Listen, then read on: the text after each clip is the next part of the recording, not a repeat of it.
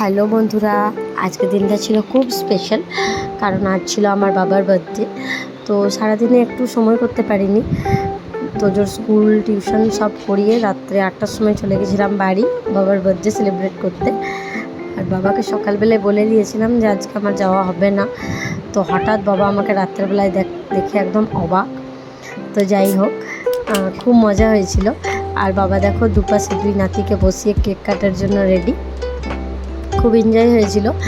আর তোজো আর বিভান, ও বলছে আমি আগে খাওয়াবো দাদুকে কেক, ও বলছে আমি আগে খাওয়াবো। তো ওরা দুজনেও খুব মজা করেছিল। আর বাবার জন্য তোজো একটা পেন নিয়ে গেছিলো, কারণ তোজো জানে যে বাবার পেন খুব পছন্দ, বাবার টিচার তো বাবার পেন খুব পছন্দ। তো সেই জন্য ও বললো আমি দাদুর জন্য একটা পেন নিয়ে যাব।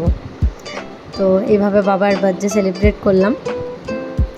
দেখো, তারপর বাবা কেক কাটার জন্য রেডি, আর বিভান এদিকে বলছে আমাকে দাও আমাকে দাও। তো দেখো সবাই মিলে ছিলাম, আমরা সবাই মিলে খুব মজা হয়েছিল।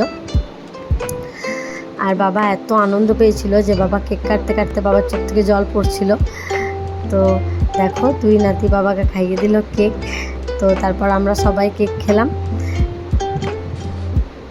তারপর রাতে ডিনারে বৌদি বানিয়েছিল ডিম তড়কা রুটি, ওই খেয়ে দিনটা শেষ করলাম। কেমন লাগলো